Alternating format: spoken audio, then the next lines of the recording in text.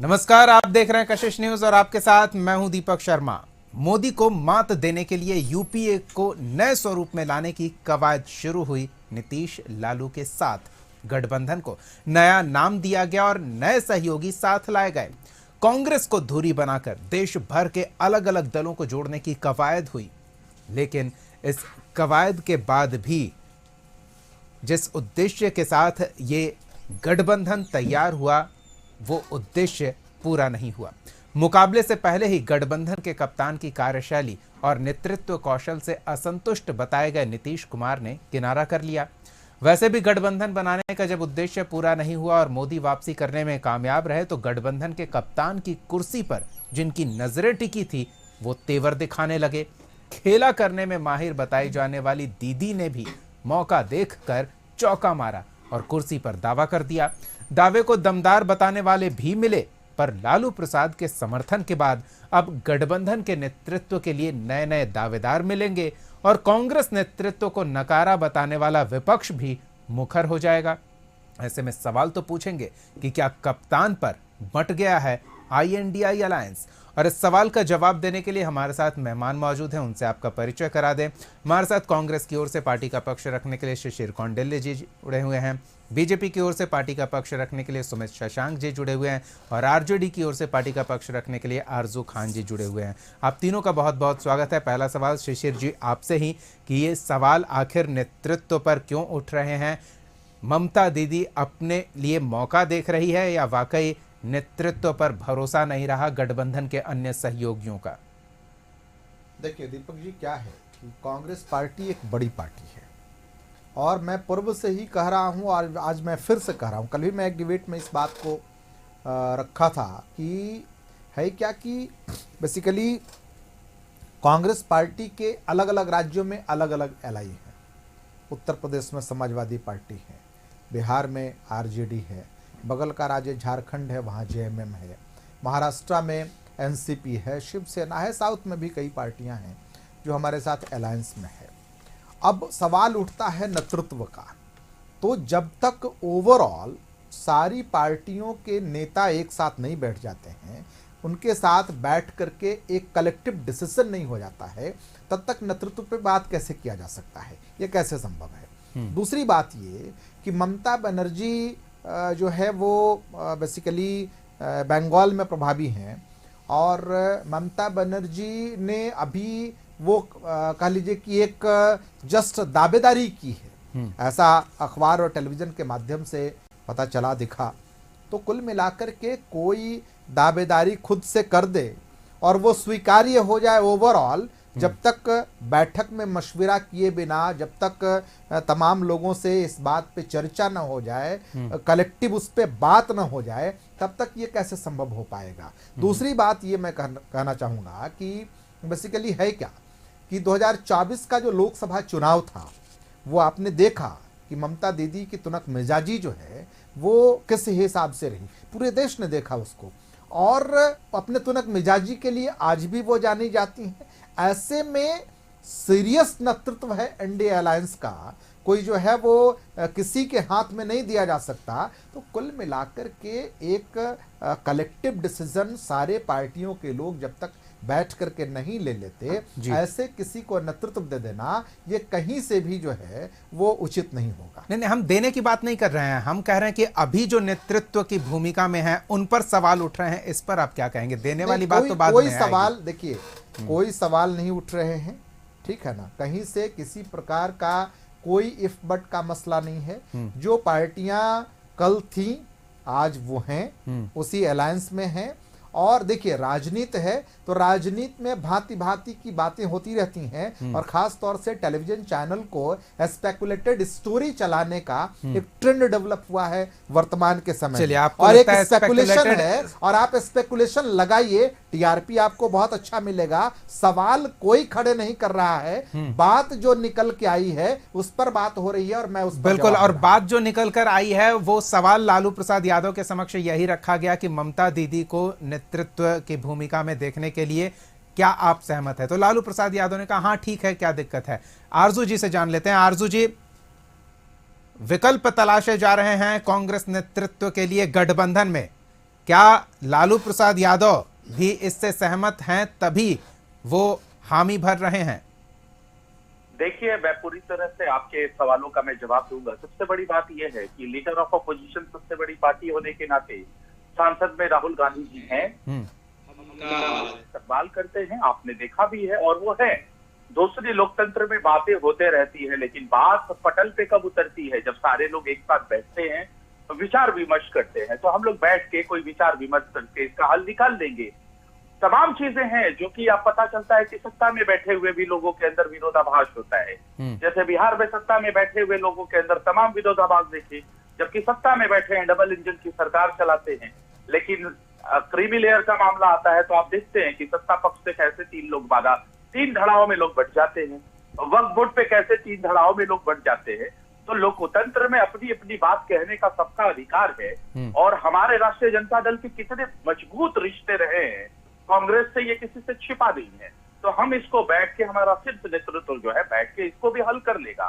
इसमें कोई बुराई की चीज नहीं है। तमाम क्षेत्रीय पार्टियां हैं जो जहां जहां जिस तरीके से मजबूत है, अपनी अपनी बात को रखता है। और बात रखना कब से विरोध होने लगा? बात रख सकता है आदमी, इसको बैठ के हम लोग तय कर लेंगे।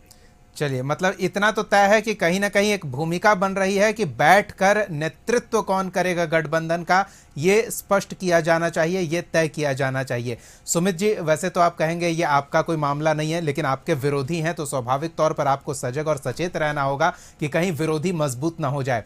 अगर राहुल गांधी पर बीजेपी नेता सवाल खड़े करते रहे हैं, उनकी जगह किसी और को नेतृत्व की भूमिका में लाया जाए जो बीजेपी को मात देने में माहिर रहा है, अपने राज्य में बीजेपी को बार बार पटखनी देता रहा है, और अगर हम बात करें ममता दीदी उस भूमिका में आ जाए तो बीजेपी के लिए चिंता बढ़ेगी। देखिए दीपक जी, मेरा स्पष्ट रूप से मानना है कि राजनीति में महत्वपूर्ण ये नहीं कि कौन किसको मात देता है। महत्वपूर्ण ये है कि राष्ट्र की उन्नति, तरक्की और उत्थान के लिए कौन कौन से लोग अपने अपने राज्यों में किस तरीके से काम कर रहे हैं। पक्ष और विपक्ष की अगर बात हो रही है तो मैं स्पष्ट रूप से ये कहूंगा कि पूर्व में कहीं ना कहीं इतिहास के पन्नों में जाकर के देखना है, ममता बनर्जी कभी कांग्रेस पार्टी का हिस्सा हुआ करती थी और उसी कांग्रेस पार्टी को छोड़ करके उन्होंने दूसरी पार्टी बनाई। अब परिवारवाद की जमात एक तरफ है और दूसरी तरफ भारत को नेतृत्व प्रदान करने के लिए अंतिम पायदान पर बैठे हुए व्यक्ति को आवाज देने के लिए एक अलग गठबंधन यानी एनडीए गठबंधन पूरे देश में आप देख पा रहे होंगे। तो इंडी अलायंस में परिवारवाद की जो जमात है, चाहे लालू परिवार की बात करें, चाहे मुलायम परिवार की बात करें, चाहे स्टालिन परिवार की बात करें, चाहे मुफ्ती परिवार की बात करें, चाहे तथाकथित गांधी नेहरू परिवार की बात करें, तो कहीं ना कहीं आप देखेंगे कि अलग अलग राज्यों में इन पार्टियों के अंदर ये अपने अपने स्तर पे विरोधाभास है। मैं ये भी बताना चाहूंगा कि आप महाराष्ट्र के परिप्रेक्ष्य में जब चर्चा कीजिएगा तो आप स्पष्ट रूप से देखेंगे कि शरद पवार जी को किस तरीके से कांग्रेस पार्टी से निकाला गया, उसके बाद जाकर के उनको वहीं जाके नतमस्तक होना पड़ा। और सपा के विषय में अगर बात करेंगे तो मध्य प्रदेश में जब चुनाव चल रहे थे तो सपा के युवराज किस तरीके से कांग्रेस पार्टी के ऊपर आरोप लगा रहे थे, परिवारवाद का आरोप लगा रहे थे, किस तरीके से सामाजिक वैमनस्यता फैलाने का आरोप लगा रहे थे। आज अगर ममता बनर्जी जी के विषय में बात होती है तो मैं भारतीय जनता पार्टी और भारतीय जनता पार्टी के गठबंधन से तुलना करके आपको बताना चाहूंगा कि उत्तर प्रदेश में हमारी सीटें ज्यादा थी, लेकिन उसके बावजूद हमने बहन मायावती को मुख्यमंत्री के पद पे आसीन किया था। तो ये कहीं ना कहीं हम नारी शक्ति का सम्मान करते हैं और आवश्यकता ये नहीं है, महत्वपूर्ण ये नहीं है कि कौन हमारा विरोध कर रहा है और कौन हमारे पक्ष में खड़ा है। महत्वपूर्ण ये है कि कौन समाज को नई दिशा देने में उसका योगदान है और देश को कहीं ना कहीं आगे बढ़ाने में किस व्यक्ति का योगदान है। सामाजिक रूप से हम आगे बात कर लेंगे तो काम करता ही, लेकिन अभी हम सियासी धरातल पर अगर बात कर रहे हैं तो यहाँ तो चिंता बीजेपी को करनी होगी ना कि आपके मुकाबले में कौन है। अगर आप समाज के हित में काम तभी करेंगे जब सत्ता में बने रहेंगे, और सत्ता में तब बने रहेंगे जब विरोधियों को आप शिकस्त देंगे। देखिए दीपक जी, आपने स्पष्ट रूप से पहले ही अपने सवाल में ही कह दिया कि अगर ममता बनर्जी आती हैं तो आपको लगता है कि इंडी गठबंधन जो है वो मजबूत होगा। अर्थात ये है कि कोई भी व्यक्ति, अगर राहुल जी के जगह पे अगर कोई भी व्यक्ति चला जाता है तो इंडी गठबंधन मजबूत हो जाएगा। ये हमारे लिए कहीं कहीं से भी महत्वपूर्ण नहीं है। हम समाज के लोगों के लिए काम कर रहे हैं, देश के लिए काम कर रहे हैं। और जिस तरीके से 2014 के बाद हमने काम किया, बंगाल में भी आप देखेंगे कि लोकसभा में किस तरीके से हमारी सीटें जो बढ़ी थी, और विभिन्न राज्यों में भी, उड़ीसा में भी आप देखेंगे कि किस तरीके से हमने सरकार बनाई, महाराष्ट्र में भी किस तरीके से विधानसभा के चुनाव में हमने सरकार बनाई, मध्य प्रदेश में हमारी सरकार बनी। तो ये जिस तरीके से हमने काम किया है, हमें चिंता, हमारे लिए कोई बहुत बड़ी चिंता की बात नहीं है, लेकिन ये समझना है कि कांग्रेस और कांग्रेस पार्टी के अंदर जो विरोधाभास है और नेतृत्व कुशलता को लेकर मुझे लगता है कि शिशिर जी यहाँ बैठे हुए हैं, शिशिर जी ज्यादा अच्छा नेतृत्व कर सकते हैं अपेक्षाकृत राहुल गांधी के। चलिए, आपके बगल में बैठे हैं इसलिए शायद आप इनकी सराहना में ये शब्द बोल गए, लेकिन शिशिर जी तो यही मानेंगे कि इनके पार्टी के नेतृत्व की जो भूमिका में है, केंद्रीय नेतृत्व ने जैसे चुना है वो बेहतर नेतृत्व कर पाएगा। इनको अगर मौका मिलेगा तो ये अपने सक्षम है जितना उतना कर पाएंगे। शिशिर जी, आप जवाब देंगे। बेसिकली अभी मैं सुन रहा था बीजेपी के प्रवक्ता भाई सुमित जी जो बता रहे थे, दरअसल महाराष्ट्र का चुनाव हुआ अभी दीपक जी, और आपने देखा होगा कि महाराष्ट्र में जो चुनाव हो रहे थे तो वहाँ पे जो महायुति, खासतौर से एनडीए अलायंस कह लीजिए उसको, उसने जो है वो ऐलान किया, घोषणा की कि हम जो है एकनाथ शिंदे जी के नेतृत्व में चुनाव लड़ेंगे। लेकिन जब चुनाव हो गया तो क्या हुआ दीपक जी, आपने देखा ना, वहाँ बीजेपी ने अपने नेता को मुख्यमंत्री बनाया। नीतीश जी इतना डर गए कि भागे भागे बेचारे जो है महाराष्ट्र पहुंचे कि कहीं हमारे साथ भी यही हश्र न हो जाए। तो कुल मिलाकर के बीजेपी का जो ये दोहरा चरित्र है, यह भी देश देख रहा है। दूसरी बात यह है कि परिवारवाद पे इन्होंने जो सवाल किया, तो मैं पूछना चाहता हूं कि कौन है जीतन राम मांझी जी और उनके पुत्र संतोष मांझी। मैं पूछना चाहता हूं कौन है चिराग पासवान, और बाद में जो है पशुपति पारस को दूध की मक्खी की तरह निकाल करके फेंक दिया, इन्हीं के नरेंद्र मोदी जी के कैबिनेट में वो भी मंत्री थे, वो कौन है।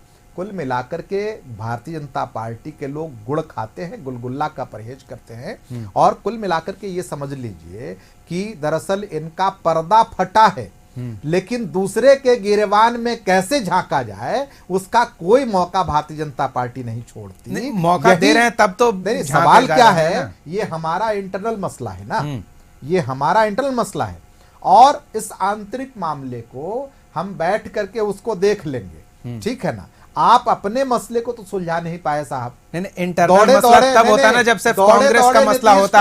ये से महाराष्ट्र पहुंच INDI अलायंस का मसला है, पूरे देश का मसला, इसे आपने बनाया है। दीपक जी नीतीश कुमार जी पहुंच गए भागे भागे महाराष्ट्र कि कहीं मेरा भी हश्र जो है एकनाथ शिंदे जैसा न हो जाए।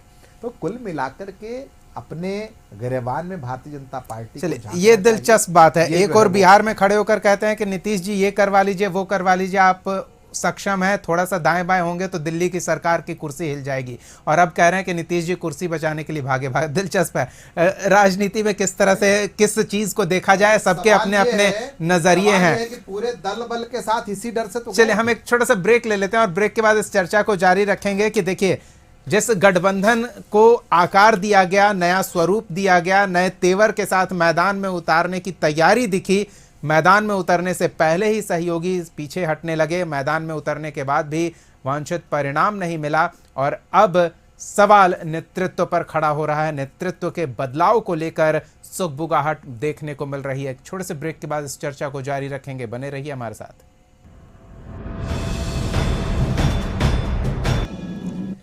ब्रेक के बाद स्वागत है आपका। सीधे मेहमानों का रुख करते हैं, आरजू खान जी के पास चलते हैं। आरजू जी, आरजेडी सुप्रीमो ये कह रहे हैं कि कांग्रेस का नेतृत्व कमजोर है, क्या इसे आने वाले चुनाव में बिहार में आरजेडी का कांग्रेस पर हावी होने के इरादे के तौर पर देखा जाए?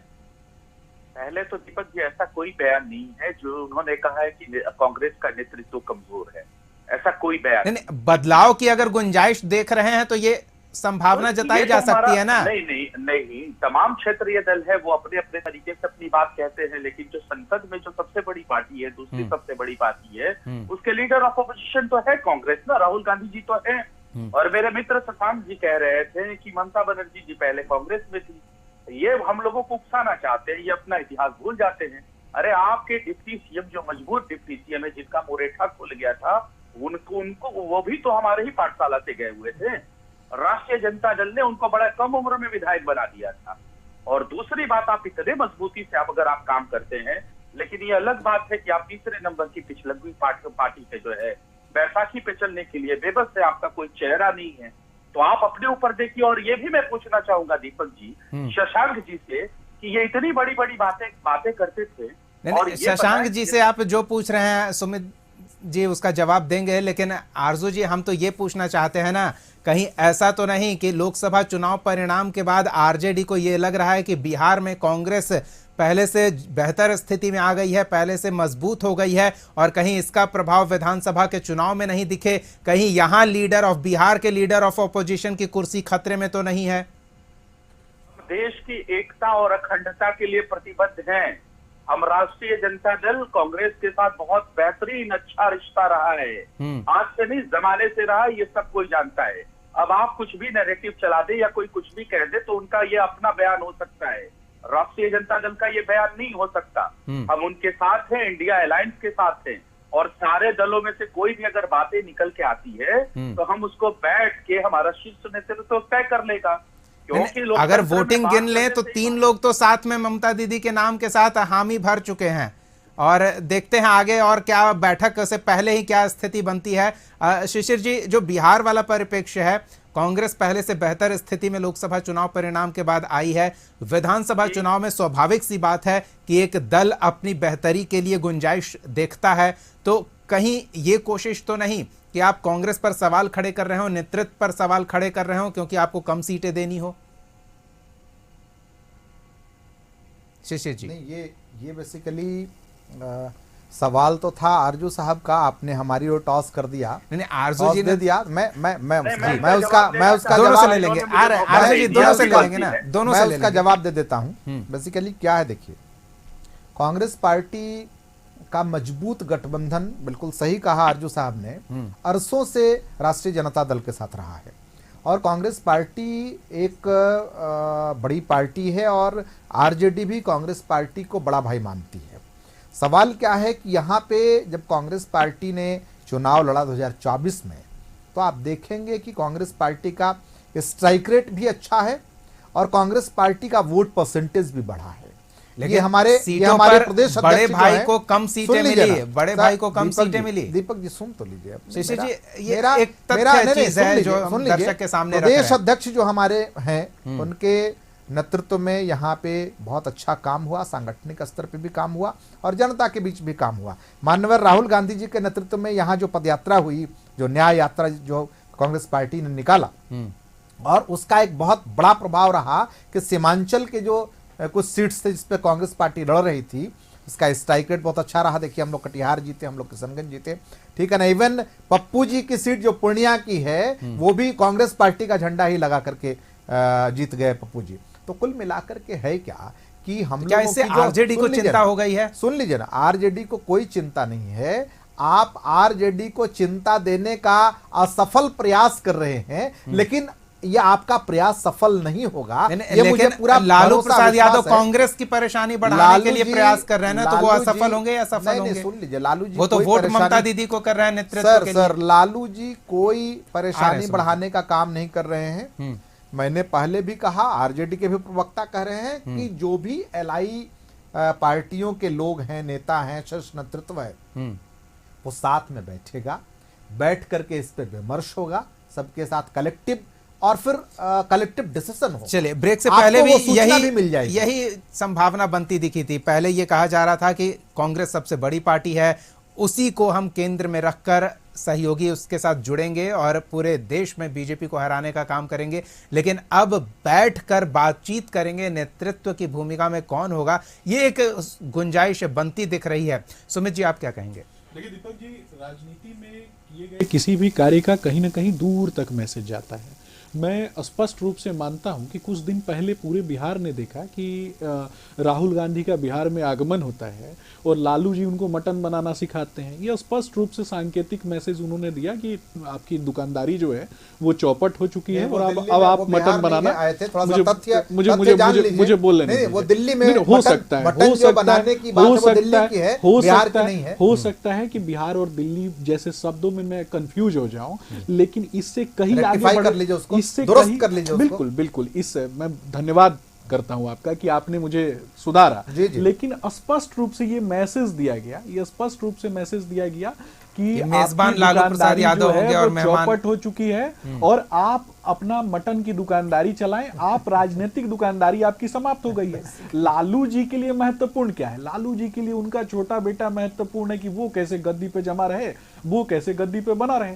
इसीलिए लालू जी ने स्पष्ट रूप से एक बहुत बड़ा मैसेज दिया ममता बनर्जी के फेवर में खड़े होकर के। ममता मतलब बनर्जी के आप पक्ष में सुमित बयान जी देके- यही मान रहे हैं ना कि कांग्रेस बेहतर स्थिति में आ रही है तो आरजेडी की परेशानी बढ़ रही है। देखिए मेरा स्पष्ट रूप से मानना है कि कांग्रेस की बेहतरी तब तक नहीं हो सकती जब तक राहुल गांधी कांग्रेस के मुखिया और तथाकथित जो गांधी नेहरू परिवार है वहां पे काबिज होगा। क्योंकि आपने देखा कि जो भी बुद्धिजीवी नेता थे या फिर जो भी पढ़े लिखे नेता थे उन सभी नेताओं का कहीं ना कहीं पलायन हुआ। चलिए, आपके परीक्षा और परीक्षा परिणाम से हम दूसरे दल के नेता के मूल्यांकन नहीं करेंगे। जी, शिशिर जी की एक मिनट मुझे दिया जाए। आ रहे आरजू जी। कांग्रेस पार्टी से टूट कर ही किस तरीके से आप देखेंगे कि महाराष्ट्र में एक दल का गठन होता है और बंगाल में एक दल का गठन होता है और कांग्रेस पार्टी के प्रवक्ता शिशिर भाई बैठे हुए हैं। भारत के इतिहास में जो भी टूटा है और जो भी नया बना है वो कांग्रेस से ही टूटा है, कांग्रेस से ही नया बना है। शिशिर जी की बात सुन लेते हैं। अपने ही गठबंधन के एक साथी को तुनक मिजाज कहा और एक महिला को तुनक मिजाज कहना, सुन लेते हैं, सुन लेते हैं ना। ये किस तरीके का आचरण? शिशिर जी। साथ रहेंगे तो ठीक है और जैसे ही किसी को नेता बनाने की बात होती है तो ये तुनक मिजाज कह देते हैं। मुझे पता है, इसीलिए आपके सभ्यता मुझे लगता है कि ऐसे मुझे लगता है कि ऐसे अब शब्दों का प्रयोग नहीं होना चाहिए। पहुंच गए। नहीं ये चलिए हम एक बार चलिए वक्त का ठीक है ना, आप सुन लीजिए जल्दी जब आपने कहा मुझे लगता है कि तो सही नहीं। मैं जो कहना चाहता था कि नीतीश कुमार जी इनके चाल चेहरा और चरित्र से भी परिचित हैं, इसीलिए भागे भागे महाराष्ट्र चले गए राहुल गांधी और की बात उसके नहीं बाद करेंगे। महाराष्ट्र ये में बात करेंगे आदरणीय मुख्यमंत्री ऐसा नीतीश खौफ कुमार जी दिखा पे। नीतीश कुमार जी को। वही तो खौफ है ना की कि बात नहीं महाराष्ट्र करेंगे। राहुल गांधी जी में शिशिर कितनी जी क्षमता है उसकी बात महाराष्ट्र नहीं का ही करेंगे। खौफ है ना कि कांग्रेस वहां कामयाब राहुल नहीं हो गांधी पाई। की क्षमता पे कभी बात नहीं वो करेंगे। दूसरे के ऊपर थोपना, चरित्र की बात ये करेंगे। भारतीय जनता पार्टी का शिशिर बेहतर चरित्र। शिशिर जी कहीं ऐसा तो नहीं कि अब सहयोगियों को लग रहा है कि रखना न रखना राहुल गांधी को साथ कोई फायदा नहीं है, महाराष्ट्र में भी वो स्थिति बन गई। सहयोगी दल के प्रवक्ता आपके सामने बैठे हैं और उन्होंने चलिए आरजू जी से साफ तौर चलते चलते मेरी प्रतिक्रिया ले बातों लेते हैं। पे- आरजू मेरी जी बातों पे सहमति जताइए। शिशिर जी हम आप आरजू जी की बात को प्रतिक्रिया ले आप लेते हैं। बात सुन रहे होंगे। सुन लेते हैं आरजू जी। दीपक जी देखिए, भारतीय जनता पार्टी की मैं हताशा, परेशानी, मजबूरी और चिंता का विषय मैं समझ सकता हूँ। वो इसलिए है कि आज तक हताशा इनका तो कोई आरजू जी चेहरा नहीं आपके हुआ ना। नेता की दिखाई आज दी है। तक आज इनका कोई सीएम महिलाओं पे आज जिस तक इनका तरीके कोई से सीएम टिप्पणी फेस तो की है हुआ आरजू नहीं। जी। सुमित जी अरे हम आपका कोई सीएम सुन फेस लेते नहीं हैं। हुआ, हम समझ सकते हैं। आरजू जी बोलिए। मैं भारतीय जनता पार्टी की बेचैनी, हताशा और परेशानी को मैं हताशा समझ तो सकता आरजू जी हूं आपके नेता कि की आज दिखाई तक दे रही उनका है। कोई सुमित जी, एक बार चेहरा सुन नहीं लीजिए। हुआ, आज तक उनका कोई सीएम का चेहरा नहीं हुआ। बेचारे तीसरे नंबर की जो पार्टी है उसके बैसाखियों पे ये चलते हैं और ये बड़ी बातें करते हैं। इनको तो हो गया है तेजस्वी फोबिया, इनको हो गया है राहुल फोबिया। अरे आप अपनी बात करिए, अपने गिरेबान में झांकिए। आरजू जी आप भी ये बताइए ना, क्या आप अपने कंधे का सहारा सहयोगियों को देंगे या नहीं देंगे? आप भी राहुल फोबिया की बात करते, वो तेजस्वी तब भी फोबिया की बात नहीं हम करते। देश की हम नहीं, देश की लालू यादव तो ऐसा इरादा नहीं रखते शायद। आरजू जी हम तेजस्वी देश की फोबिया की भी एकता तो और बात कीजिए ना, अखंडता के लिए कांग्रेस जो के तेज साथ प्रताप बहुत जी को हो पहले गया से है। और आज भी है। बिल्कुल। चलिए इंडिया देखना है, दिलचस्प देश होगा की कि जिस एकता और दावे के अखंडता साथ लिए ये प्रतिबद्ध है। अपनी बातों को दोहरा रहे हैं शुरू से लेकर अंत तक कि हम साथ हैं, साथ रहेंगे, वो साथ कब तक बना रहता है और उस साथ में नेतृत्वकारी भूमिका में कौन रहता है? दिन झड़ते खैर बाल वक्त का बेचारे अभाव है। नीचे बहुत बहुत गाते धन्यवाद पीते आरजू हो। खान जी, सुमित शशांक जी और शिशिर कौंडेले जी अपना समय देने के लिए, इस चर्चा में शामिल होने के लिए। अगले एपिसोड में एक और सवाल के साथ हम फिर मौजूद रहेंगे। तब तक के लिए देखते रहिए कशिश न्यूज।